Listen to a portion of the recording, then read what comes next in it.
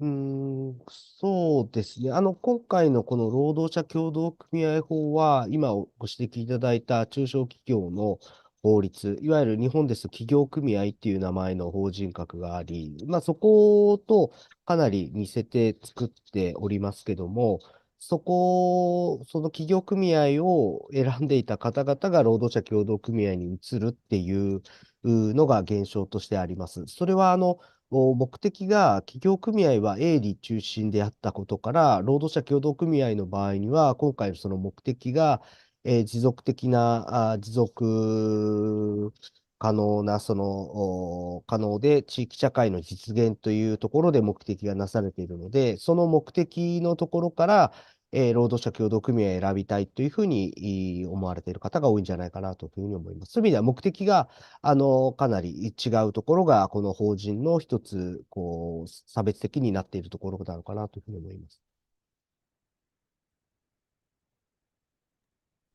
Thank you. And last but not least, we do have a question about specific case studies on marginalized people, but for Mr. John Whitman, we'll actually address this question in our second part of the Q&A because, in fact, our second session will focus on sort of deeper dive examples into best practice worker cooperatives. And on that note, Hyung-sik, in reverse order from the first panel, I would like you to first begin with some specific examples that you know of from South Korea. Yeah. So I'd like to introduce two cases from the South Korean the worker cooperatives. As I mentioned, there is two different family. One is that worker cooperatives according to the Framework Act, and the other is the worker cooperative de facto. So the first case is from the worker cooperative according to the Framework Act. The Happy Bridge is the one of the probably biggest the worker cooperative in Korea, and actually they were like the private company created by a group of friends who were engaged in the social movement, and as company they worked as like the headquarters of the restaurant franchising. So it was already very successful business before becoming cooperatives, but even before the Framework Act, this company tried to make their company as more, more in a cooperative way, giving more power and voice to employees, and then the making very the good the working culture, working condition, but it was not legally or structurally made. But when the Framework Act was introduced, the Happy Bridge, this company, decided to convert themselves to the worker cooperatives because they already started the studying about the cooperative model.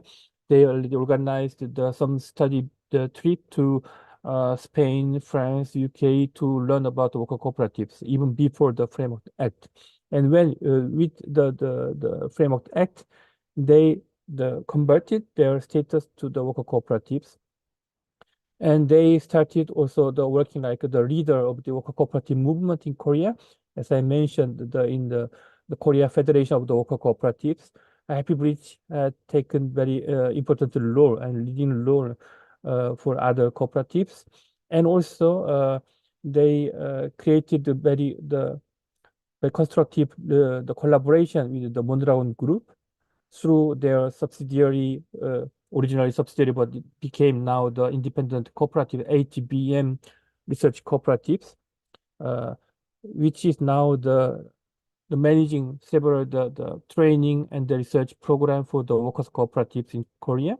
So they have also the very close the collaboration with the Mondragon Group and Mondragon University to manage some the training programs. So if you are interested, this is the reason I introduced this the case is that it's economically success case, and also it has very in Korean it brought many discussion about the worker cooperative model, and also inside Happy Bridge there was big discussion about the change of identity of enterprise. Brought many internal discussion, debate, and also the difficulties. So you can find many the English articles on this Happy Bridge case. That's the reason I introduced this case, because you might study more with the available English articles, because that was it was very focus of the many the study on worker cooperative in Korea. And then the second case is from the worker cooperative de facto. As I mentioned, the self-sufficiency enterprises. As I mentioned, there were many public programs to support these self-sufficient enterprises. Among them, there was a project to the promoting some specific sectors, which have more potential to develop, like construction, care service, cleaning, and the recycling. So these 4 sectors have received more the support from the government, also from the various partners, to structure this industry as a very important part of this the social self-sufficient enterprise activities. So one of the sector was the construction, and then in that sector, the self-sufficient enterprises could make their own network at the regional level, also the national level.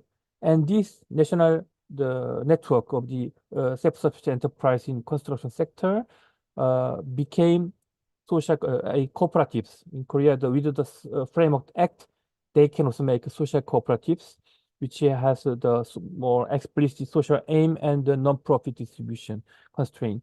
So this network became social cooperatives called Korea Housing Welfare Social Cooperatives, which have very complicated structure as national network, also regional network, and individual self-sufficient enterprises, which allow to have the economic scale to negotiate with the government to have more favorable public policy. For example, they are now engaged in the public program for maintenance of the housing allowance beneficiaries' house.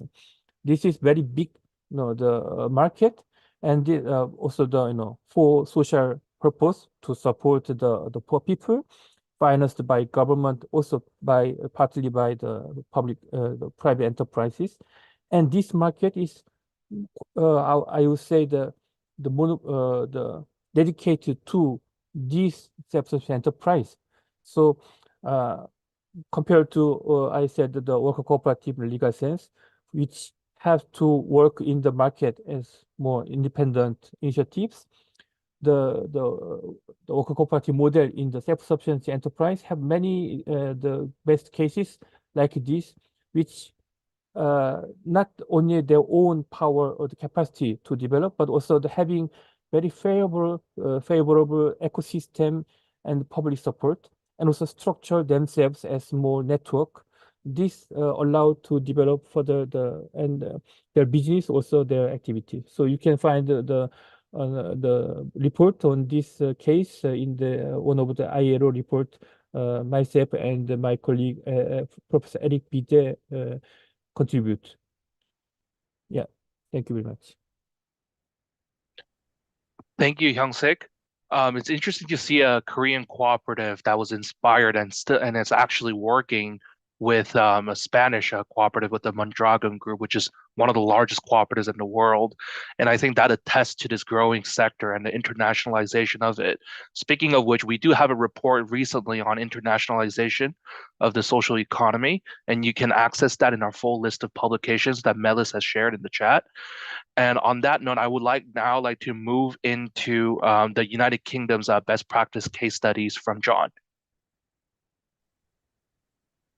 So yeah, we've got 2 case studies. The first is Suma based in West Yorkshire, which is a economically more deprived area of the UK, is a wholesaler. It provides goods to resale in retail shops. There are around 5 other similar worker cooperatives in the UK, but Suma is by far the largest in this sector, with a turnover of 70 million. It has around 250 members, core members, but 350 workers in total, partly down to seasonal work. It gets very busy in the lead up to Christmas. What's interesting about SUMA is they operate equal pay. So everybody in the organisation is on the same pay, flat pay, of around £35,000 a year. And so for context, in the sector, this is 20 to 30% higher than it would be for similar roles in a similar sector. And so that's very much the worker co-op premium. They can do that in an incredibly competitive market because they do not pay high salaries to a senior leadership team. They operate multi-role, and what that means is they typically spend their time between labour-intensive roles in the warehouse and mentally intensive roles such as marketing, management. And so because everybody splits between labour and mental office-based roles, they can, one, pay everybody the same rate, and it distributes the leadership and the management between the workforce. But it also means during very high capacity periods, they can move into the warehouse and take on those labour roles. So it's a very flexible workplace and a very, very competitive workplace in a very competitive market in the UK. They did struggle, like many of our businesses, through COVID, but they are coming back very strong now. The last thing to say about SUMA is they operate a flattish management structure. So they do not have a CEO or a managing director. They do have appointed management roles, but their famous saying and quote in the UK is management is a function, not a status. So very much they do manage and coordinate, but those people are not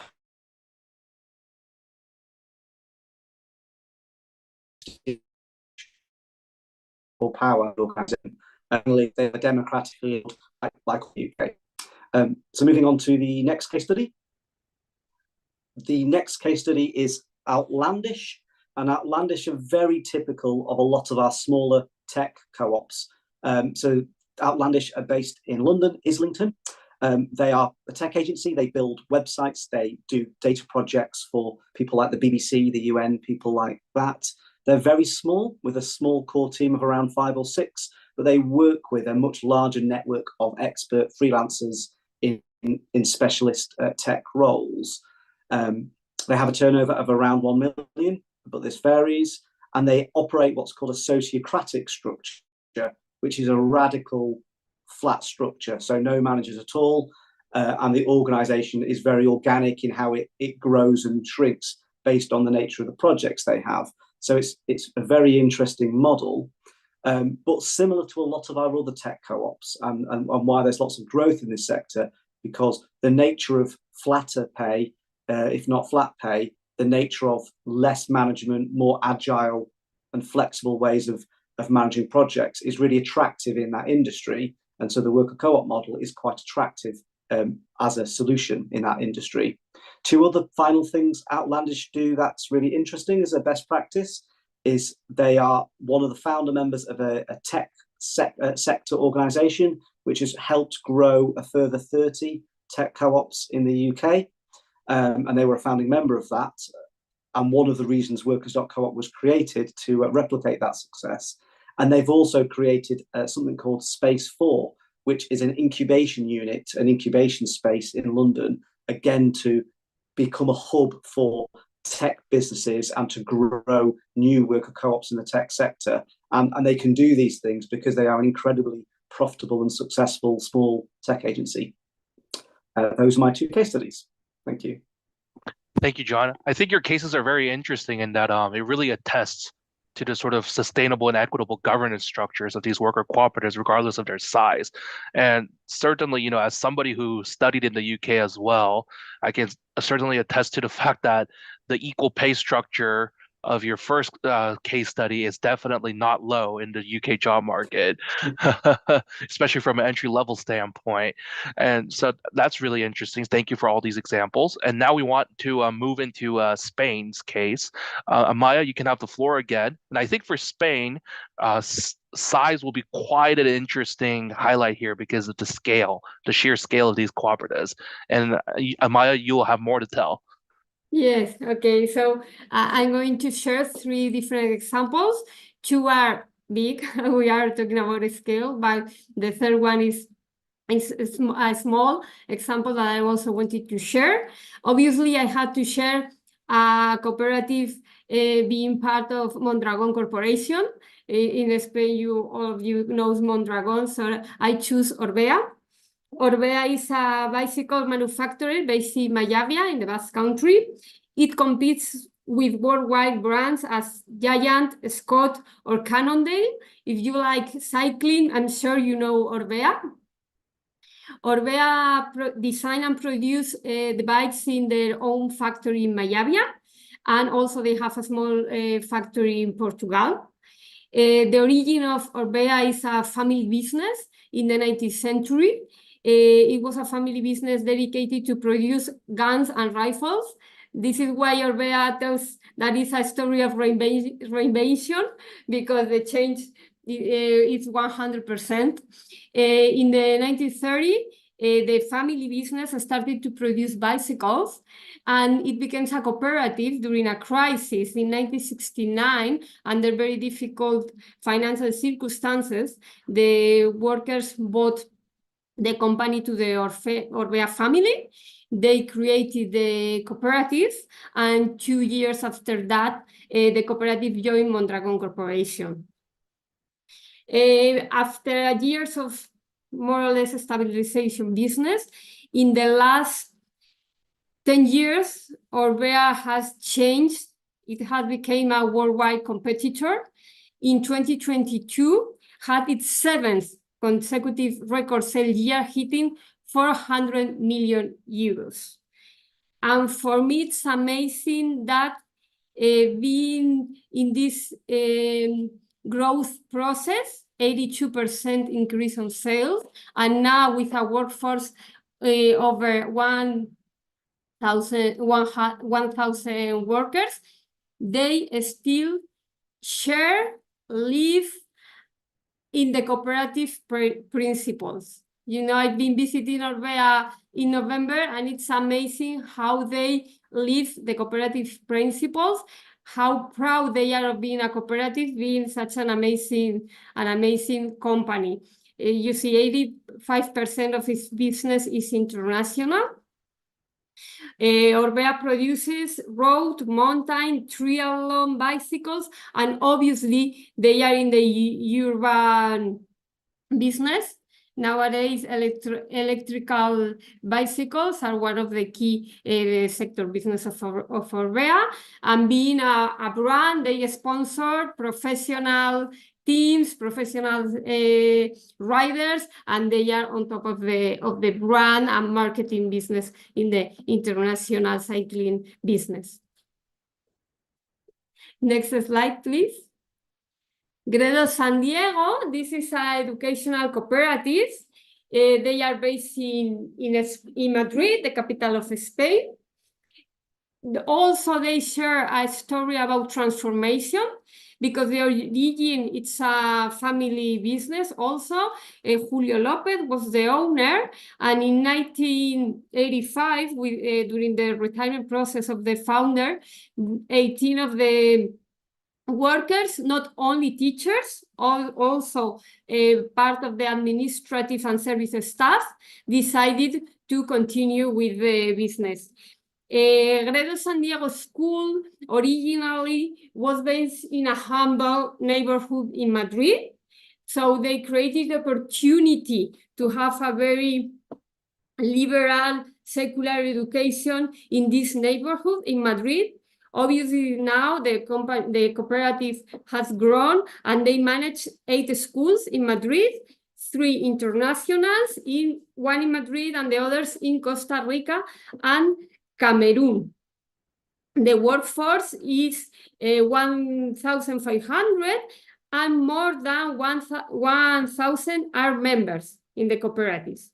So completely different project than Orbea. Is a service, is not a manufacturer company, but also, you know, sharing. And for me, it's very important teaching the new generations the cooperative principles. That at least in Spain, we have this challenge, no, to connect with new generation, to teach, to learn from them, and also to to invite them to being a part of the social economy. And the third one, this is a very small cooperative in Asturias, also in the north of Spain. The cooperative is made by 8 members. They saw a new niche in the market, that was the ecological courier service. So they started in the hometown in Gijón, and the second biggest city in Asturias, Oviedo. They started riding the bicycles with mensajeros Luna. Luna is moon in Spanish, but nowadays they provide, you know, international courier service, domestic transport service, around the world. They have the headquarters still in Asturias. You know, for the cooperative movement, it's essential to be connected with the territory. So they still are in Asturias, but they have international offices in Madrid, Barcelona, and also in New York, Londres, and Dublin. So, you know, they saw a new service. They saw the opportunity to provide it in an ecological way, and they created the cooperatives. Thank you, Amaya. That was quite an extensive list of worker cooperatives across various industries, and a nice mix in size as well, from small ones to really large ones, almost like a global multinational corporation. Thank you for all these insights. We now move to our final country, France, before reflecting on today's entire session from a regional and international perspective. Jean-Louis, I know you want to first begin with sort of overview of what makes a successful worker cooperative, so you can start from there. Okay, thank you. Before giving some example about some co-ops, I wanted to give 3 main ideas on which we can explain, at least partially, the success of worker co-ops in France. So the first thing is something which started from the worker co-op sector and then expanded to the global French cooperative sector, which is cooperative auditing. And so there I put on the chat a link to what is said on the worker co-op side on the auditing. At the beginning, at the end of the 19th century, auditing was strictly accounting auditing, how to improve the ability of workers to understand what does that mean to make accountings.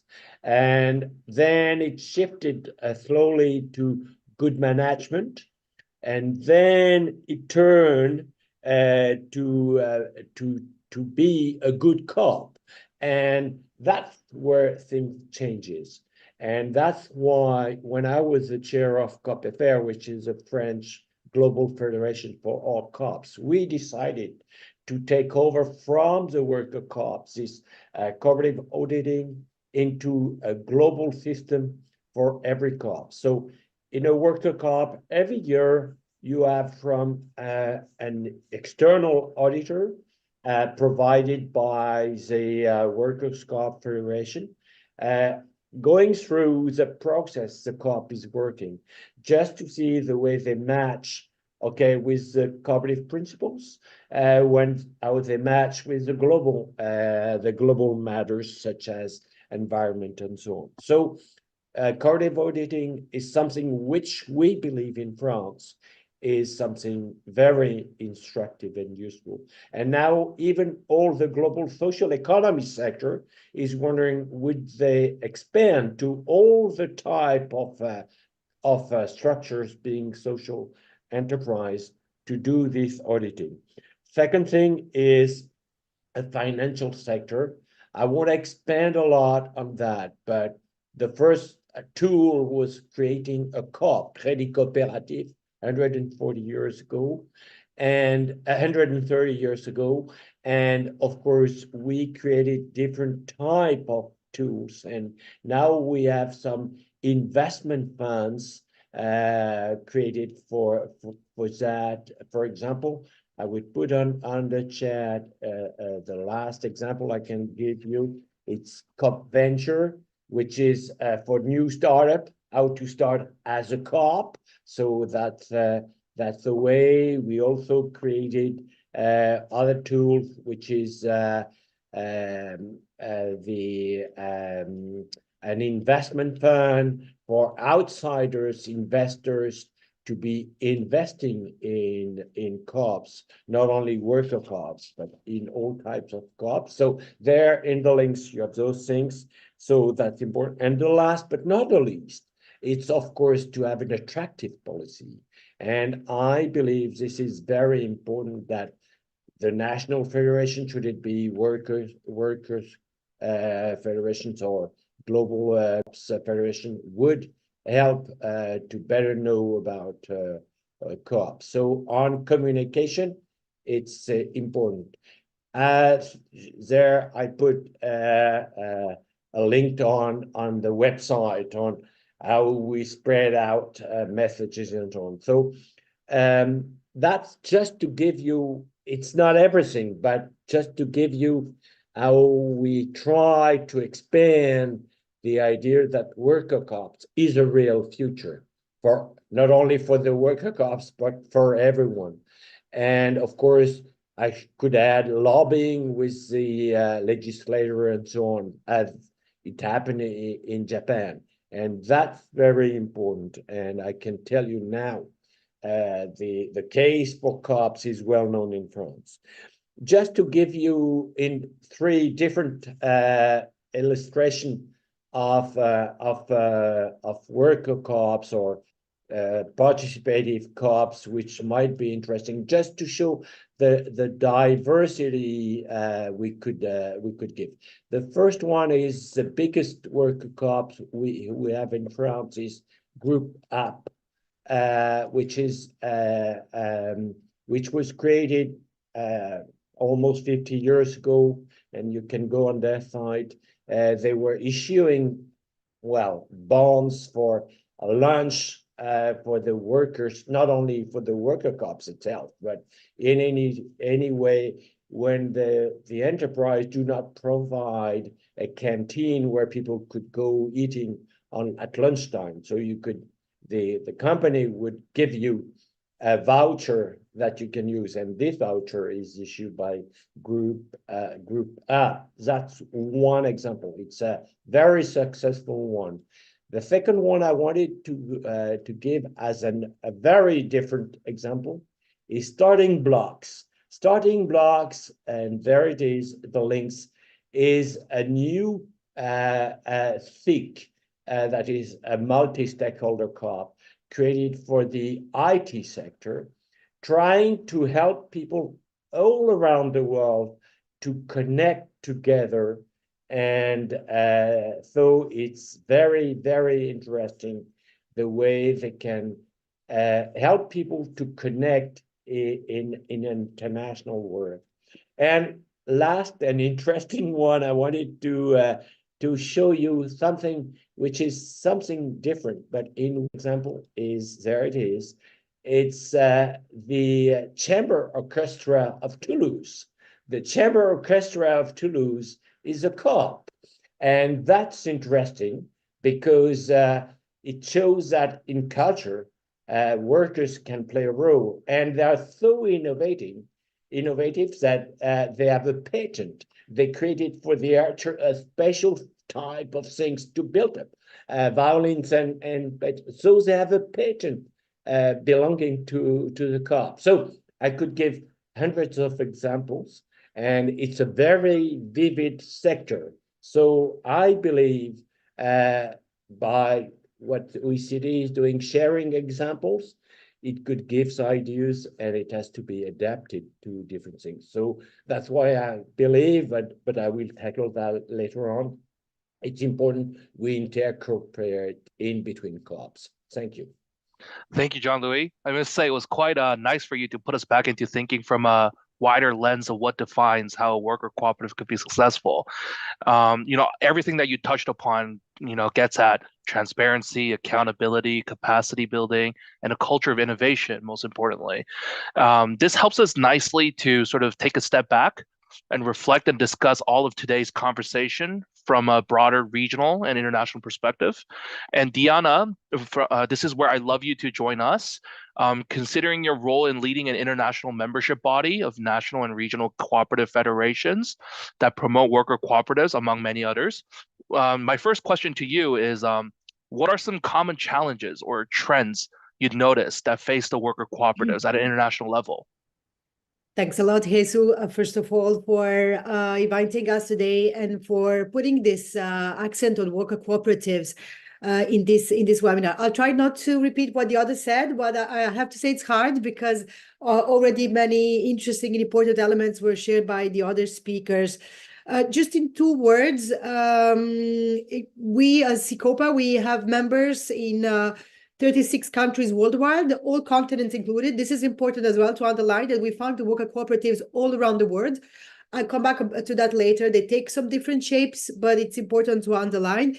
And according to our estimation in CICOPA network, there are more or less 4 million people working in worker cooperatives. Although we estimate that there are worldwide more or less 20 million people working directly or through worker cooperatives. Obviously, not all of them are affiliated to CICOPA. So I said before, I mean, worker cooperatives can be found all around the world. Of course, they take some different shapes according to the context, the traditions of the history, the tradition of the cooperative movement, the context, etc. And they are mainly either worker cooperatives where the employees are a member of the cooperative, or self-employed producers. So those are the 2 different types we can find. But of course, all of them have in common this worker ownership, very unique labor relation where a worker is at the same time the owner of the cooperative. So now to answer direct to your question, some common features we can identify, and you will see many of those were already expressed by the speakers before. The first, longevity, very specific, long-term objective, long-term mission, long-term dimension, and that indeed has a great impact on the resilience. It was also underlined by some speakers before, and we see that especially in crisis time. We have seen over the last years where we had some major economic crises that worker cooperatives are more resilient compared to conventional enterprises. Equality, we also have a higher proportion of underrepresented groups, such as women or youth, in managing positions compared to conventional enterprises, as well as a smaller pay gap between lower and higher wages. This is also, I think, important to underline. Inclusivity, we see that there's a very particular attention to vulnerable groups and workers, being that people with disabilities or workers from informal workers. There are many great examples of cooperatives, worker cooperatives who come here to help those workers to exit and get into the formal activities. The quality of work, we also have some testimonies that shows that being a worker member and more that being employed working in a worker cooperative increase the quality of the work. You have better access to social protection, higher work satisfaction, better work-life balance, training, investment in training, upskilling and reskilling of workers. And last but not least, and I come back to that later, the intercooperation effect. We see that it's very common to worker cooperatives to create federations, networks of worker cooperatives that then in turn has a very important role to sustain them, support them, and we'll see that later on. What is also important to underline that all of what I'm saying comes from feedback we receive from members, but indeed we are lacking some real data showing in numbers what I'm saying. And I also would like here to underline that very often cooperatives, and more specifically worker cooperatives, are invisible from official statistic data. So this is also a call from our side to support and encourage member states, government to include cooperatives, legal form, and worker cooperatives in their statistic data. One of the challenges we see that worker cooperatives have been facing since their creation is to adapt to new labor trends, practices, evolution of world of work, societal changes. We know that work has changed a lot since we talked about the first worker cooperatives that appeared 200 years ago almost. But at the same time, there's still some challenges that are common for workers.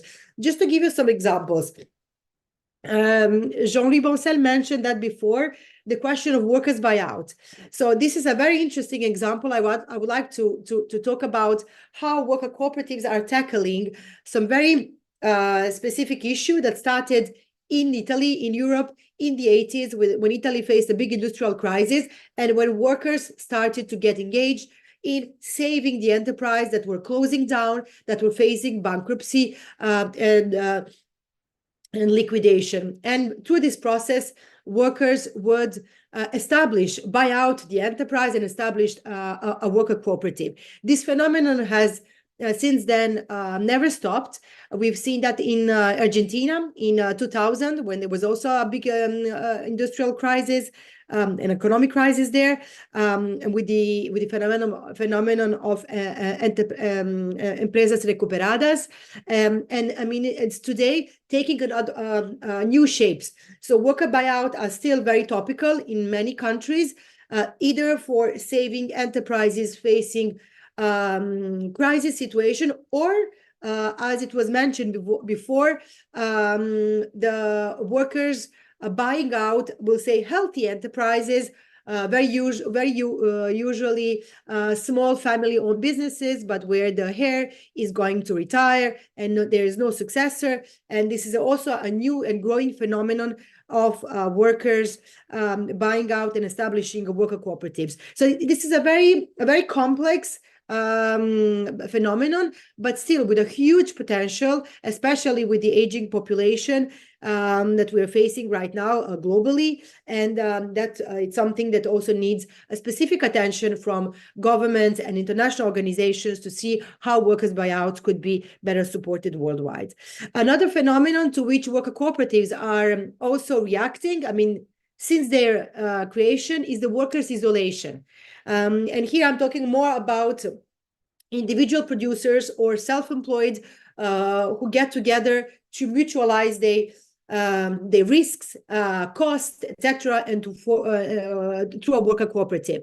I mean, artisan cooperatives are not new. They are, of course, they appeared together at the same time as one of the first worker cooperatives as well. But today we see an increasing trend of cooperatives established among freelancers, self-employed, so those new type of non-standard workers who are seeking the same security and autonomy and flexibility, mutualization through the worker cooperative. And here as well to be underlined some new sectors, as I said before, like the digital sector or platform economy, where we see as well worker cooperatives being a great potential for isolated workers to mutualize the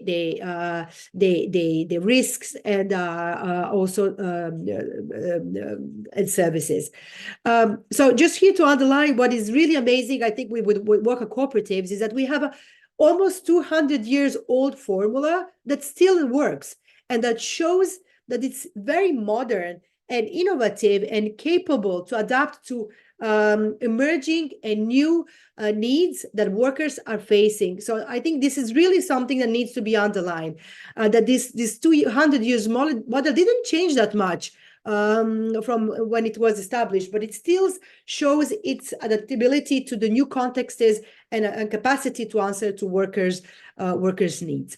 Maybe I will end with another element that I think needs to be underlined, is the factors that are needed for worker cooperatives development, and this is also based on the observation at national level. Again, here we need to underline that the traditions vary and practices vary. We have countries, for example, like we've seen with Japan, where worker cooperatives existed before the law on worker cooperatives appeared. And by the way, I here also would like to underline, I think we also have our member from Japan, the Japanese Worker Co-op Federation, who was attending the webinar, how the role of the federation was important in asking and contributing to this Japanese law on worker cooperatives as well. And we also have situations when law came and also served as a launch ramp for worker cooperatives to expand. In a nutshell, I would say we need an interaction of three elements for worker cooperatives to thrive and to develop. Adequate legal frameworks, that was said before, for worker cooperatives, but also for worker ownership. Very important to recognize this very specific labor relation in legislation. Favorable policies, that was said before as well. Here as well, important to underline, we need at national level very specific policies that tackle, that really support worker cooperatives, but we also need to mainstream worker cooperatives in other policies. Let's remind that we are not living in a separate island. Many of the worker cooperatives are SMEs. So when also governments adopt policies, funds, instruments to support SMEs, they need to be sure that worker cooperatives are also eligible there. The same, for example, if you have policies to support youth entrepreneurship, you should also make sure, for example, that worker cooperative model is one of the model that is here eligible, that is promoted, etc. And we know we have a big concern of this very specific entrepreneurship model, not known enough, not known by young people, not known by entrepreneurs, etc. And the third, still about favorable policies, specific policies for worker cooperatives, mainstreaming, but as well incentives. It was said before, incentives through taxation, incentives for workers for starting capital, etc. And the third, but one of the most important, maybe as well, I would like, it maybe was not enough underlined here, I'm glad to do it here, is the consolidation of worker cooperatives into cooperative federations, unions, and networks. And this element is super important because we see that in the countries where worker cooperatives are well developed and are important in numbers, in the same countries, you will find well-established and organized worker co-op federation. And what is the role of those worker cooperative federations? That is that in those countries, usually by law, worker cooperatives are obliged to give a percentage of the surplus to the mutualistic funds and instruments that are managed by worker cooperative federations. And they play a crucial role, first, in providing advisory and consultancy to new cooperatives, or also the existing ones for the growing and scaling up needs. Two, they provide very specific financial instruments that are well fitted for worker cooperatives. And we know that, and we don't have time to address it, that access to financing is a huge challenge for cooperatives. They organize training for workers and worker members. And of course, they represent worker cooperatives toward the government, providing advocacy, representation, etc. So I really would like to underline that this same solidarity and cooperation you will find in one single worker cooperative among workers, you'll find the same organization in federations and unions, the same principle of solidarity, trust, where cooperatives are there to support each other. And I think this is one of the crucial also elements to explain worker cooperative success and development. I'll stop here. I have many other things to say, but I know we are limited by time. Yeah. And I'll also be glad to, if needed, to answer to some questions. Diana, thank you so much for that comprehensive presentation and speech about this landscape. On that note, in the interest of time, I want to quickly, though abruptly, shift into our last few minutes for Q&A for our audience members here. And on that note, one question that I see is from John Whitman. Are there any formal studies of personality types or psychological traits that are more successful in worker co-ops? I mean, regardless of study types, I think some of our panelists could attest to what types of personality traits would be conducive for operating and conducting in a worker cooperative setting. Any thoughts about this, panelists? Please feel free to jump in. I suppose to think about startups, one of the things we find is unconventional entrepreneurs are more likely to be successful in worker co-ops.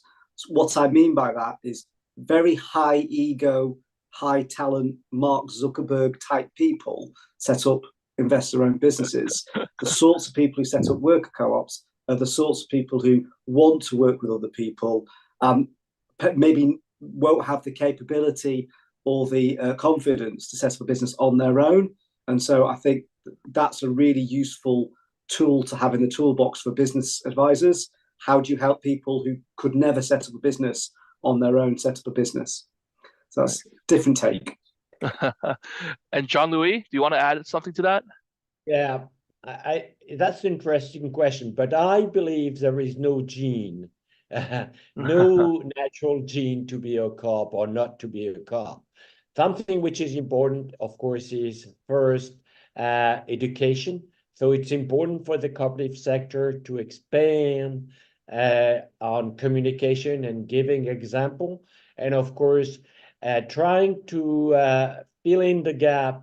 That's the difference with some big multinational in between talking and doing. I believe the good things we can show that what we've done this morning is to good example, practical example, not only good talks, because that's, I believe, what the young people don't bear. It's good in talking, not so good in doing. So we have to be good in talking and doing. Thank you for that. Now I want to move into we have two questions that are more sector specific. One is about public health. Are there any worker cooperatives, or how can they in healthcare contribute to broader public health care goals, such as preventive care and community health initiatives? And one is about formerly incarcerated people. Are there any case studies on co-ops that engage in such marginalized people or other types? Diana, you have your hand raised up. You could answer to either the previous question or these ones too, but please chime in. So to the second question, if you allow me. Sure. So yeah, indeed. I mean, cooperatives in the care sector, in providing services to the community, social services community, this is an important phenomenon. It's not new. I mean, although it's, again, very not equally spread across the countries. Again, Italy is a pioneer here, from starting in the 70s with the first social cooperatives, providing elderly care, care for people with disabilities. And we see that this is one of the most increasing sector for social cooperatives today, since we all know that the challenge of care is huge for many governments. First, because of the decrease of public investment and organization of public care and social services by the state in many countries. It's more and more privatized sector, right? And the second one, because of the aging population and increasing demand for home-based care. So we see, again, I mean, like in other sectors, we see that cooperatives very often here come as also as a reaction, community-based reaction to a deficit of a service that is not offered by the state. And they come with their own formula, and it works quite successfully. What is important here to underline again is that the role and cooperation between public authority and cooperatives is crucial here. It's not just on the shoulders of cooperatives to solve this huge issue of care or public service. They cannot hold them alone, right, on their shoulders.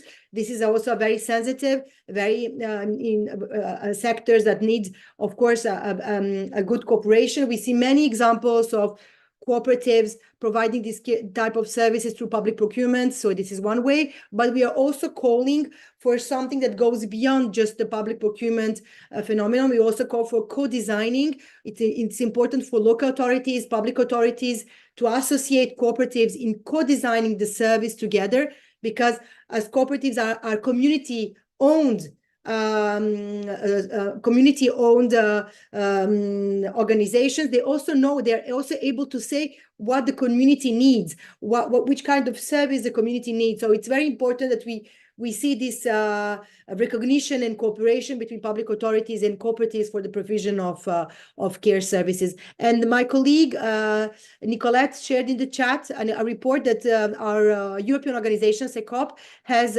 published on care cooperatives. So I really invite all those who are interested in the topic to read it. Thank you, Diana. Mizuno-san, do you want to join in to have a word? はい。簡潔に、日本でも労働者協同組合法ができる前から、やっぱりその福祉の世界、介護とか、子育て支援、そういったところで労働者協同組合のような働き方がされています。で、法律ができた後であっても、やっぱりその介護ですとか、ケアの分野で労働者協同組合が多く出てきておりますし、特に最近では、やはり、介護の分野でも、ケアワーカーの皆さんが集まって、ケアを担うっていうことですとか、あと最近医療の分野でも歯科医院の歯医者さんの世界でケア、予防的に歯科医療をやっていくっていう動きが出てきているということをご紹介したいと思います。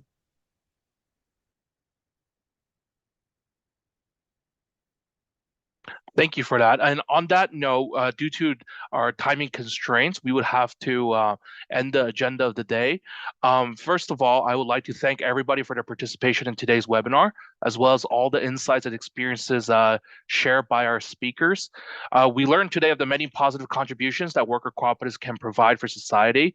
And of note, as our Deputy Secretary General has mentioned in his welcoming remarks, there is still a more important need to deepen our evidence and understanding through research, through these dialogues, to explore the role worker cooperatives can play in tackling some of the problems that we face as an international community and in driving better outcomes for a particular economy or society. As the moderator of today's event, I hope today was only the beginning of many more initiatives and attempts in doing exactly this. Thank you once again to everybody for joining in. And for our friends in Japan, have a great evening. And for our friends in Europe and in other parts of the world, hope you enjoy the rest of your day. Thank you.